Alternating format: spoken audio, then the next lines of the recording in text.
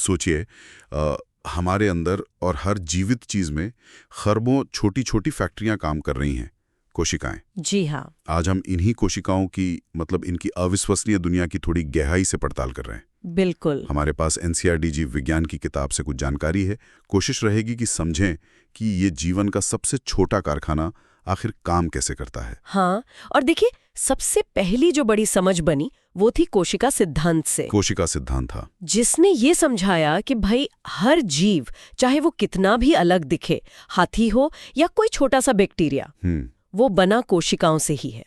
यही जीवन की असली इकाई है, मतलब उसका ढांचा भी और उसका काम भी। लेकिन ये कोशिकाएं ये सब एक जैसी तो नहीं होती है ना? नहीं, बिल्कुल नहीं। मैंने सुना है इनके आकार और बनावट में बहुत मतलब काफी फर्क होता है। हाँ हाँ, बहुत ज्यादा विविधता है। कुछ एकदम चपटी डिस्क जैसी तो कुछ लंबे धागे की तरह। जैसे वो तंत्रिका कोशिकाएं। बिल्कुल, जैसे तंत्रिका कोशिकाएं जो संदेश ले जाती हैं, या खून की लाल कोशिकाएं, वो गोल होती हैं, छोटी सी, करीब 7 माइक्रोमीटर की। अच्छा। और अक्सर होता यह है कि उनका जो आकार है वो उनके काम से जुड़ा होता है। वो सिर्फ डिब्बे नहीं है, वो खास औजार है। ये दिलचस्प है। अच्छा, और ये भी सुना है कि मोटे तौर पर 2 तरह की कोशिकाएं होती हैं, कुछ प्रोकारियोटिक और यूकारियोटिक। जी। इनमें मुख्य अंतर क्या है? देखिए, सबसे बड़ा अंतर है, एक कह सकते हैं व्यवस्थित कंट्रोल रूम का। Control room. हाँ, जिसे हम केंद्रक या न्यूक्लियस कहते हैं। यूकारियोटिक कोशिकाओं में, जैसे कि पौधों में, जानवरों में, हम इंसानों की कोशिकाओं में, उनमें एक झिल्ली से घिरा हुआ बिल्कुल साफ केंद्रक होता है, और उसी के अंदर कोशिका का सारा कंट्रोल सिस्टम यानी डीएनए सुरक्षित रहता है। डीएनए, जिसमें सारी आनुवंशिक जानकारी होती है। बिल्कुल। और प्रोकारियोटिक कोशिकाएं जैसे बैक्टीरिया या नीले हरे शैवाल। हाँ, उनमें क्या होता है? नहीं, कम मत समझिए। उनके बाहर भी एक मजबूत कोशिका आवरण होता है, और अंदर प्रोटीन बनाने वाली मशीनें, राइबोसोम वगैरह सब जरूरी चीजें होती हैं। तो फिर यूकैरियोटिक कोशिकाएं ज्यादा जटिल हुई, क्योंकि उनमें केंद्रक के अलावा और भी बहुत कुछ होता है, वो झिल्ली वाले अंगक जिनकी बात होती है। सही पकड़ा, बिल्कुल।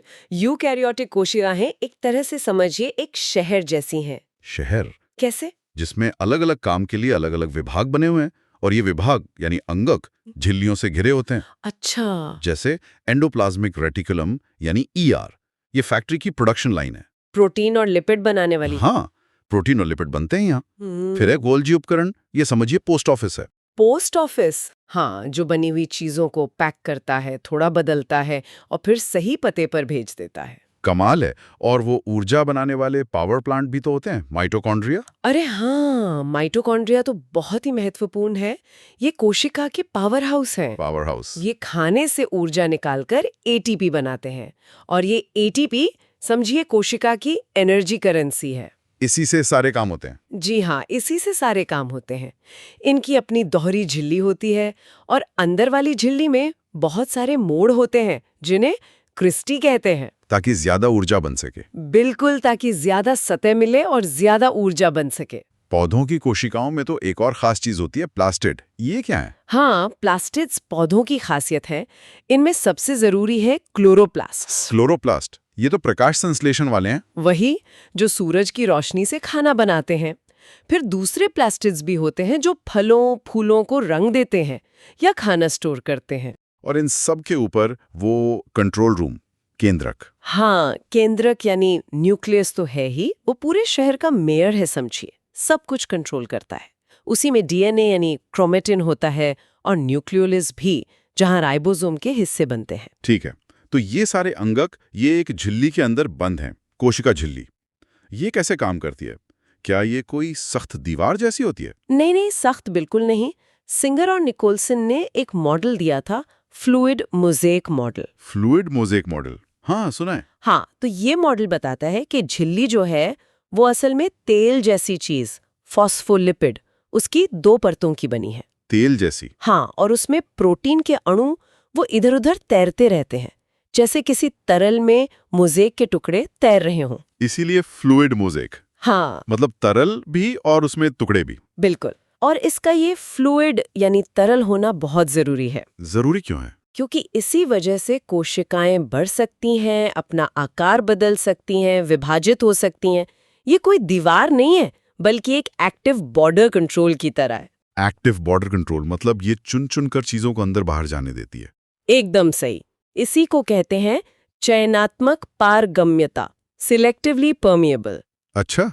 कुछ छोटी मोटी चीजें जैसे ऑक्सीजन, कार्बन डाइऑक्साइड, वो तो बिना रोक टोक, बिना ऊर्जा खर्च किए जहां ज्यादा हो वहां से कम की तरफ अपने आप चली जाती हैं। इसे निष्क्रिय परिवहन कहते हैं, पैसिव ट्रांसपोर्ट। हाँ, पैसिव ट्रांसपोर्ट। जैसे पानी का ऑस्मोसिस से आना जाना भी पैसिव है, कोई ऊर्जा नहीं लगती। और अगर किसी चीज को कम वाली जगह से ज्यादा वाली जगह भेजना हो, मतलब बहाव की उल्टी तरफ। हाँ, अगर सांद्रता के विरुद्ध जाना हो तब कोशिका को अपनी ऊर्जा खर्च करनी पड़ती है, एटीपी लगता है। अच्छा, तब ऊर्जा लगेगी। जी, इसे कहते हैं सक्रिय परिवहन या एक्टिव ट्रांसपोर्ट। जैसे सोडियम पोटेशियम पंप है, वो आयनों को अंदर बाहर करने के लिए लगातार एटीपी खर्च करता रहता है। बाप रे, मतलब एक नन्ही सी कोशिका के अंदर इतना सब कुछ चल रहा है। ऊर्जा बन रही है, सामान बन रहा है, पैकिंग हो रही है, ट्रांसपोर्ट हो रहा है, और एक स्मार्ट गेटकीपर सब कंट्रोल कर रहा है। हाँ, ये वाकई में कमाल की मशीनरी है। कोशिकाएं चाहे वो सरल प्रोकैरियोटिक हो या जटिल यूकैरियोटिक, जीवन की सबसे बुनियादी और अद्भुत इकाइयां हैं। हर एक में जीवन को चलाने की पूरी व्यवस्था मौजूद है। तो आज हमने कोशिका की इस अंदरूनी दुनिया की एक छोटी सी झलक देखी, पर यहाँ एक सवाल मेरे मन में आ रहा है हाँ, पूछिए। कि ये जो अलग अलग छोटे छोटे पुर्जे हैं, माइटोकॉन्ड्रिया, न्यूक्लियस, झिल्ली और बाकी सब, ये सब मिलकर पाचन या सोचना या मांसपेशियों का हिलना, इतनी बड़ी बड़ी चीजें कैसे संभव बनाते हैं? मतलब इतने छोटे स्तर का तालमेल इतने बड़े और जटिल नतीजों को कैसे जन्म दे पाता है? ये एक बहुत ही गहरा और मौलिक सवाल है। असल में जीव विज्ञान की एक पूरी शाखा, जिसे रिडक्शनिस्ट बायोलॉजी कहते हैं, वो इसी पहेली को सुलझाने की कोशिश करती है। अच्छा। कि कैसे ये आणविक स्तर की मशीनें, ये अंगक, ये अणु एक साथ इतने सटीक तरीके से काम करते हैं कि एक पूरा जीव चल पाता है, सोच पाता है, महसूस कर पाता है। ये सोचना ही हैरान करता है। हाँ, ये सोचना वाकई हैरान करता है कि जीवन इतने छोटे पैमाने पर कितना ज्यादा व्यवस्थित और समन्वित है। शायद इसी समन्वय में, इसी तालमेल में जीवन का असली रहस्य छिपा है।